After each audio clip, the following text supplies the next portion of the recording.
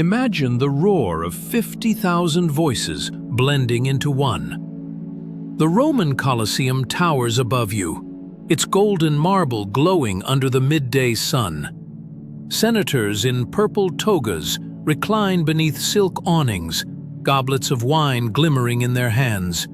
Exotic perfumes drift from golden trays, carried by slaves, mixing with the pungent scent of sweat, blood, and sand. This is not just entertainment, it's domination on display.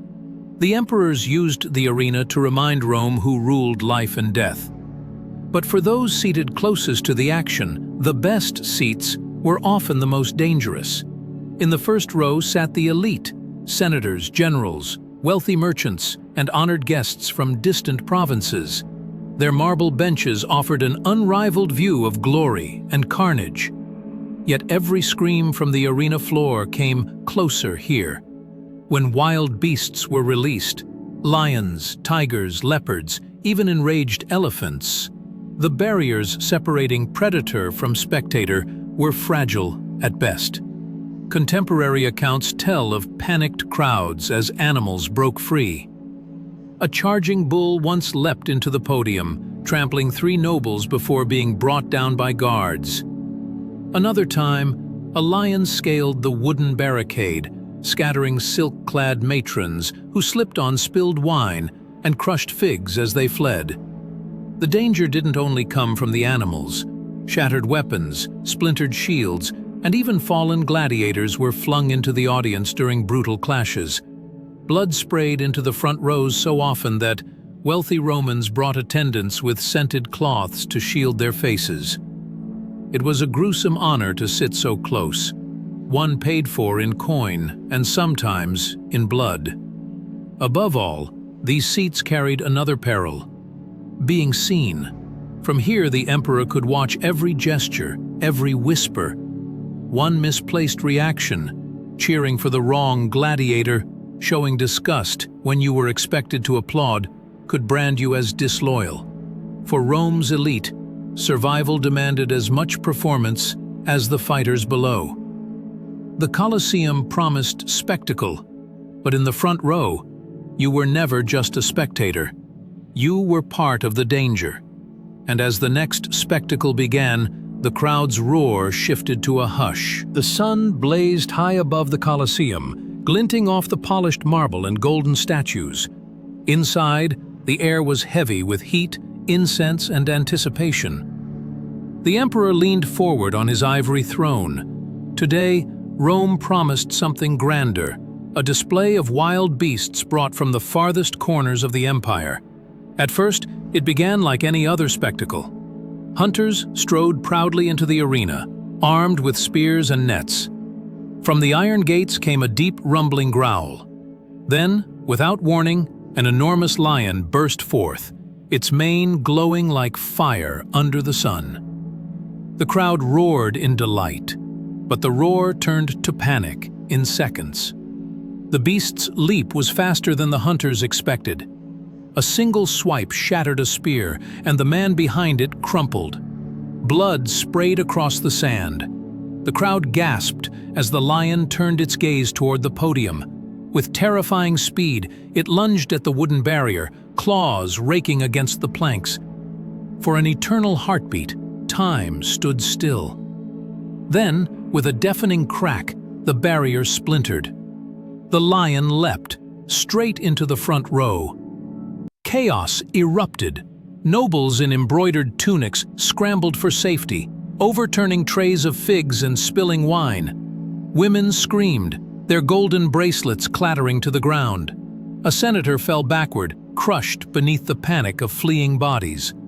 Guards rushed in, their spears glinting in the torchlight, but the lions struck again before they could reach it.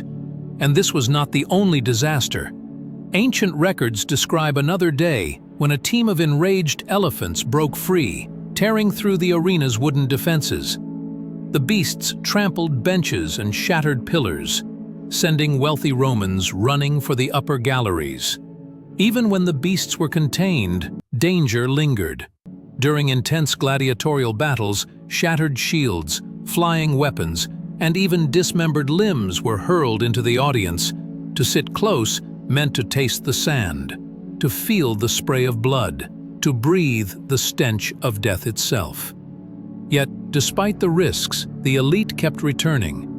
These seats were a statement of power, proximity, and privilege. To sit in the first row was to declare, "I belong here, I am untouchable." But the Colosseum had no respect for status. Lions did not care for senatorial lineage. For many, the best view in Rome came with a price. One sometimes paid in screams that echoed through history. The Colosseum was built to impress and to intimidate.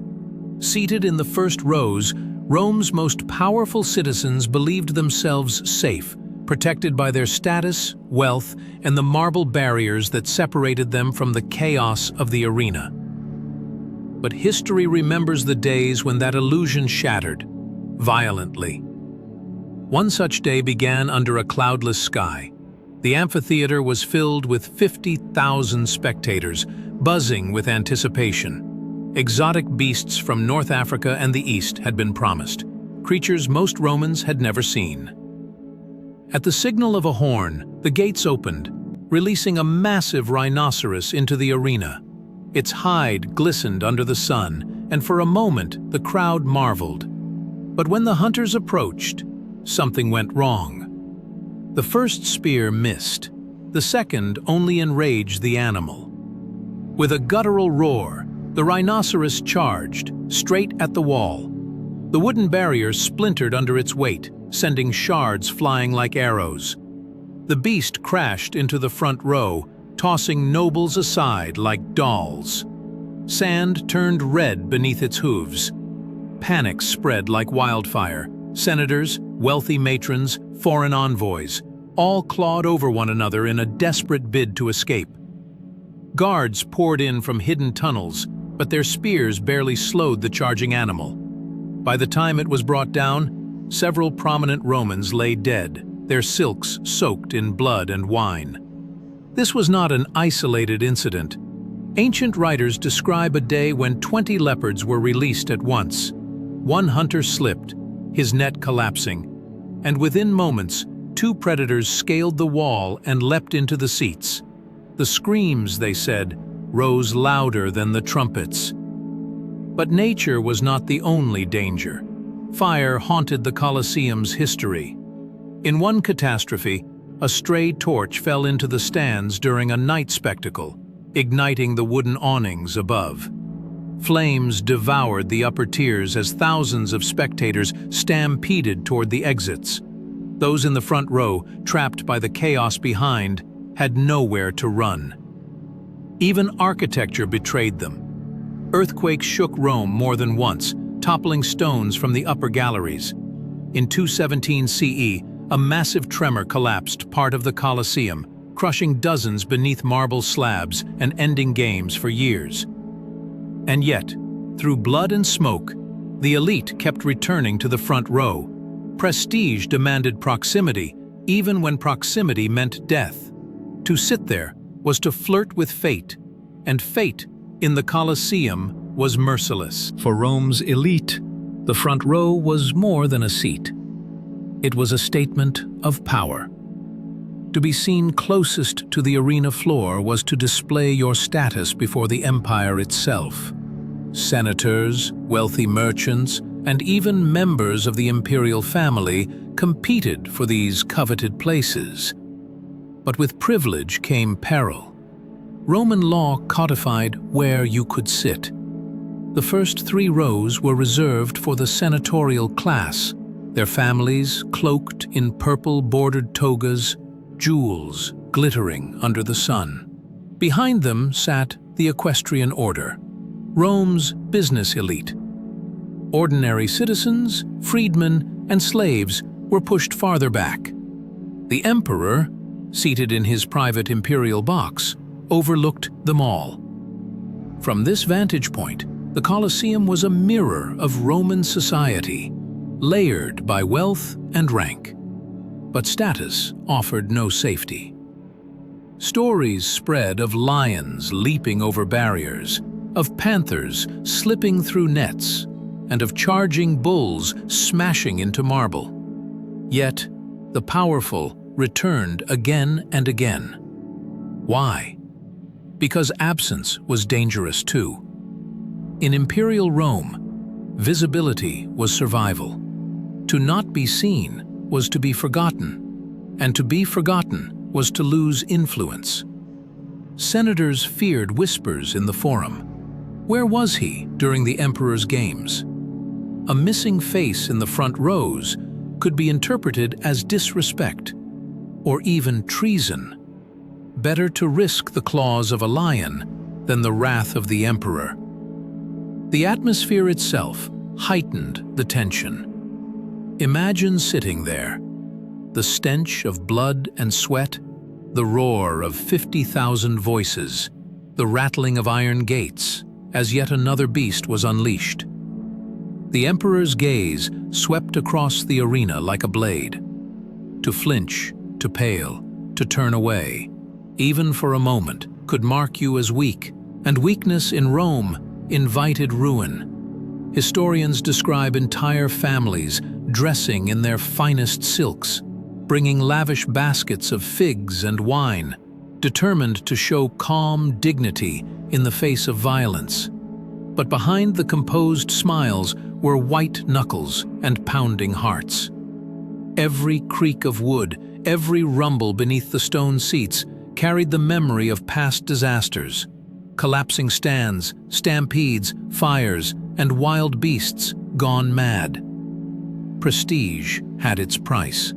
To sit in the front row was to gamble with death in full view of the empire. And yet, for Rome's elite, there was no other choice. Power demanded proximity, no matter the danger. As the centuries passed, the Colosseum remained Rome's beating heart, but its heartbeat carried the echo of fear. The emperor's games grew bolder, deadlier, and more theatrical. With each new spectacle, the front rows became an arena within the arena, where the powerful risked their lives not with swords, but with visibility. There were whispers of nobles who never returned home. Some were trampled during sudden stampedes, others were struck when wild beasts breached the barriers. One ancient account even speaks of a senator who sat proudly in his front row seat until a charging rhinoceros shattered the wooden defenses. His death was swift, but the message was louder than the crowd's roar. No one, not even Rome's elite, was safe. Still, the danger was part of the unspoken bargain. The emperor gave blood, chaos, and triumph to the masses, and in return, the elite offered their presence, a silent pledge of loyalty and power. To be absent was political suicide. In Rome, to be unseen was to be irrelevant. As the sun blazed over the marble amphitheater, the heat mixed with the smell of sweat, blood, and incense. Golden sunlight poured through the arches, falling on faces carefully composed into masks of calm dignity. Senators sipped chilled wine, merchants fanned themselves with silk, and the emperor, from his elevated throne, observed every flicker of emotion. And yet, beneath the polished exterior, there was tension so thick you could almost feel it.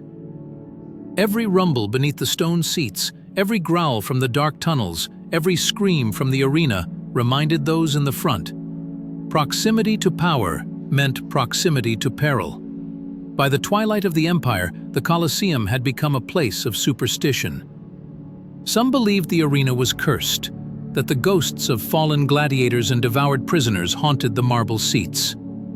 There are tales of noble families refusing the front rows altogether, citing bad omens after generations lost their heirs to the games. And so, the Colosseum became more than a stage for spectacle. It became a test of courage, a gamble with fate, and a mirror of Rome's contradictions. Glory built on terror, power balanced on the edge of death.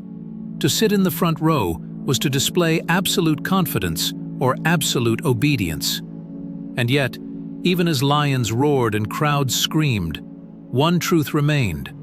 In the Colosseum, No one was untouchable.